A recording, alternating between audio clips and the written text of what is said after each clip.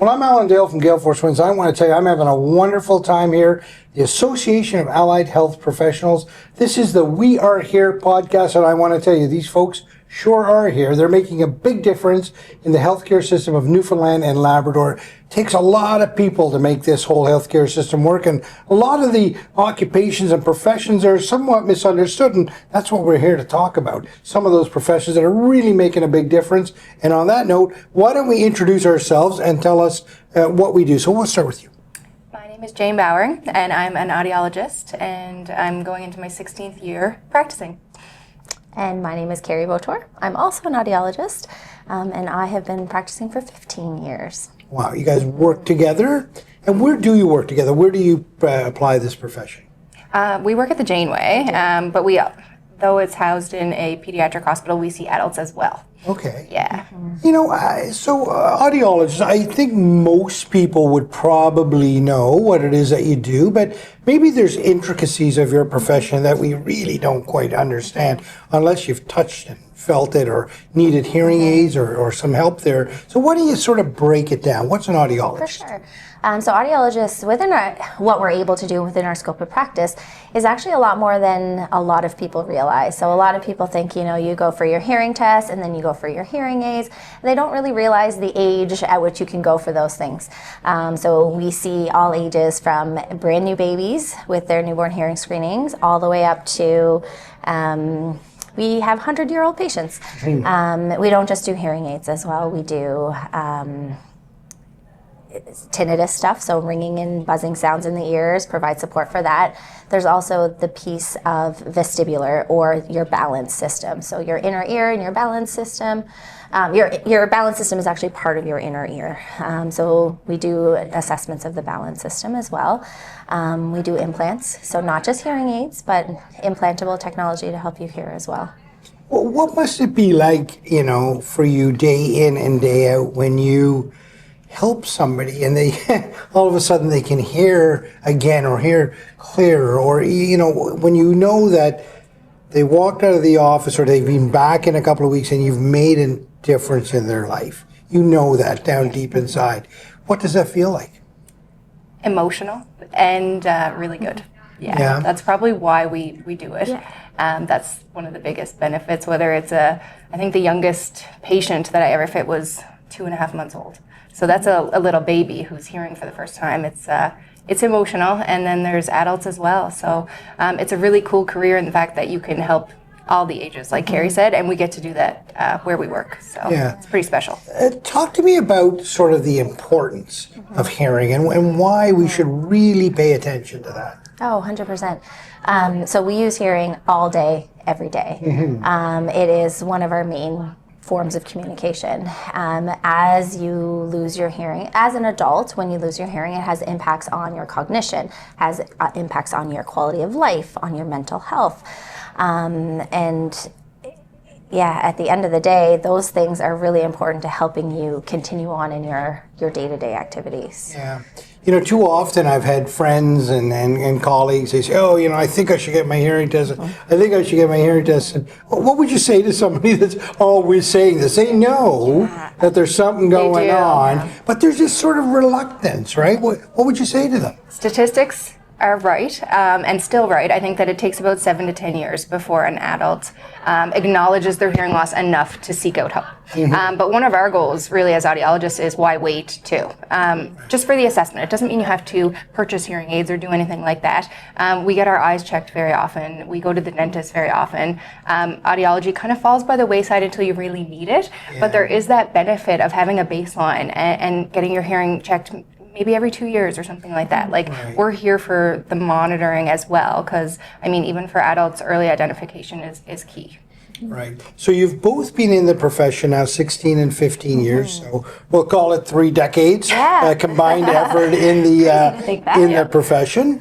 If you were to look at the healthcare system right now, what do you see as some of the challenges right now in the healthcare system? We'll go to you first. One of our biggest challenges is wait lists. As with most healthcare professions, the wait list is a barrier to being able to access those services and those earlier interventions as early as we would like people. Affordability of hearing aids is also a barrier as well. Not so much within what we do, because we work in the public scope of audiology, but within the private scope, that could be a challenge for sure too. How about yourself? What do you see some of the challenges? Yeah, waitlist management. I think when you start out in your career, you don't really have a caseload, but the longer that you work, you build the patience, and people who use devices like implants and hearing aids, they don't stop coming to you. They're lifelong clients, patients. So that's something that's challenging, because you're trying to keep up with the demands of seeing new people and incorporating them into your caseload, but also still be able to have time for the people who have been there for 16 years. So that's definitely a challenge that I find. As you are there for longer, you have a massive caseload. So you know, the folks that are in the allied health profession, they're all solution providers. They can sort of see around the corner. You know, they know where the solutions are, and that's your job, is to provide your patients with solutions. Absolutely. So I'd ask you to take that lens and look at the healthcare system and say, where are the opportunities here? Where can we do better? Where is the bright light on the horizon? Oh gosh. Just knowing that we're all here, we're all very passionate about our people, and ensuring that residents of Newfoundland and Labrador can hear better. So knowing that we're all there and we're all committed to trying to get that best hearing healthcare for our patients. You know, we'll find ways. We have been doing it for years and years. You know, our wait lists are crazy, but we're trying to get people in as best as we can.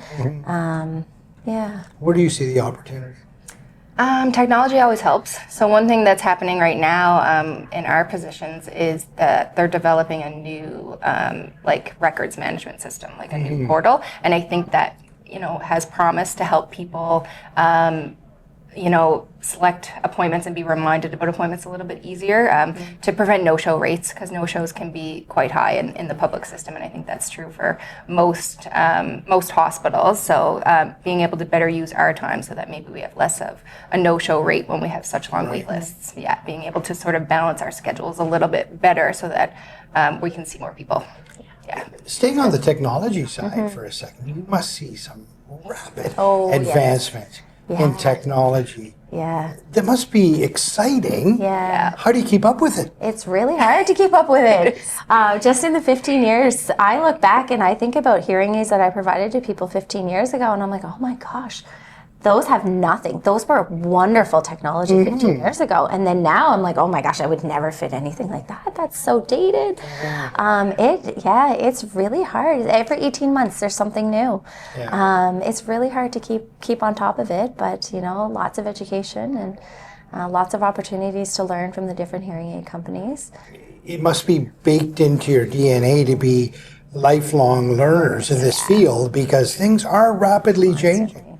Technology for you? Technology, wow. I never thought that I was going to have to be a cell phone expert. So very true. Hearing aids, when we first started, did not connect to mobile phones. There were no apps. There were no accessories like that. It's fantastic, but it also is challenging. Everyone has a different phone and that kind of thing, and it's great that people who use these technologies can connect to their cell phones, but that's definitely something I didn't really predict and maybe should have. But Carrie and I also have a little bit of a special interest in implantable technology, and that's really cool. So people sometimes who can't wear conventional hearing aids due to medical issues, there are other implants available aside from the traditional cochlear implant that people think about. So we see clients who maybe have been born without an ear. So they're missing the physical external part, but there's a technology available for that, even though they don't have a canal.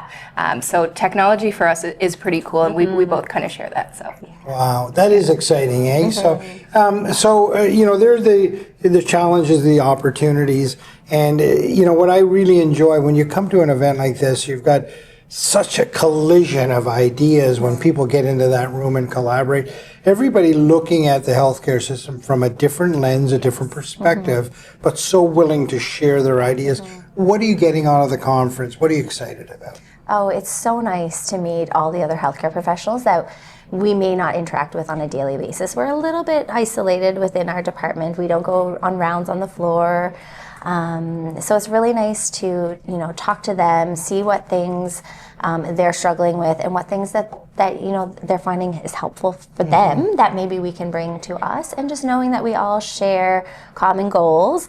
Although there's struggles to help us get to some of those common goals, we can work together to try and get ourselves there as a group. Yeah, I would agree with Carrie. The networking is just fantastic, and we all know really who most of the other professions are, but there's always tinier professions who, there might be only 2 people working in our union who work in these jobs, and it's really neat to be able to connect with those people and learn what they do, because that type of career might not have been available where we went to school. So that's the networking is really key. If you had the ability to sit down with decision makers and policy makers, what would be the one thing you would ask them to take away from a conversation with you around not only your own profession, but more broadly, the allied healthcare profession? Talk to me about that one thing you would ask them to take away. Oh gosh, there's a lot of things I would want them to take away. I think just knowing that we have the best interests of our patients, and we really want to see our patients happy and healthy and active, and we just need the resources to do that, and involve us a little bit more in some of the decisions that are made. Yeah, I think you called it before when you said that we like solutions. We're always willing to brainstorm to see how we can make systems more effective, and we never really have a slow time. We're always really busy, but we're always brainstorming to do the best things we can for our clients. So I think use our passion, because I see a lot of passion in the room today. So. Yeah. Well, and I can see the passion here as well for your own profession. So thank you very much for joining us in the conversation. And this is what it looks like to make a difference in the healthcare system in Newfoundland and Labrador. I hope you heard that loud and clear.